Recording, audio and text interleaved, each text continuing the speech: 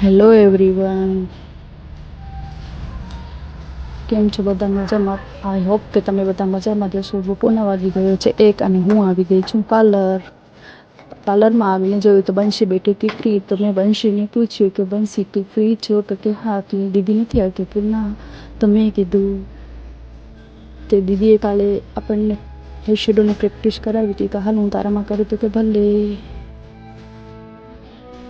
પછી આવી ગયા ત્યાં દીદી, અને અમે બધા જ લોકો જો કેવા ફોનમાં વ્યસ્ત પડ્યા હતા, બધા ફોન જ જોતા હતા.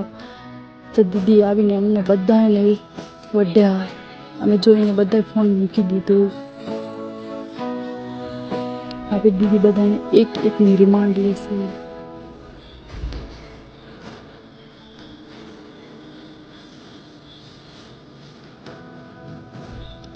મને જ વઢવા આવે છે હવે. મને તો બહુ જ વઢ્યા દીદી, કારણ કે જે આઈ શેડો હતો એમને આવડતો નહોતો. એ ફરી પ્રેક્ટિસ કરાવતા હતા, ફરી બીજી વાર શીખવાડ્યું તોય પણ અમને ના આવડ્યું. હવે ગયા છે દીદી બંસી પાસે જોરથી વઢવા.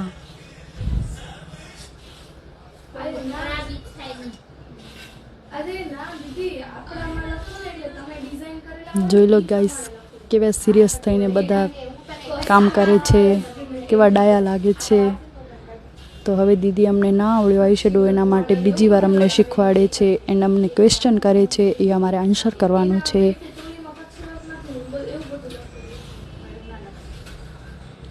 નિશા દીદીના તો દશામાના વ્રતના ઉજાગરા છે, તો એ બહુ નીંદરમાં છે.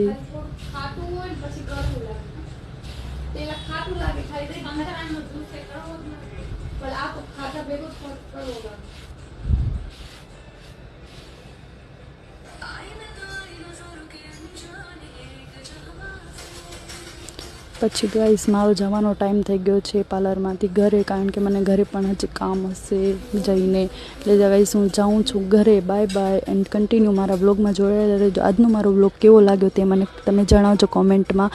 એન્ડ મારો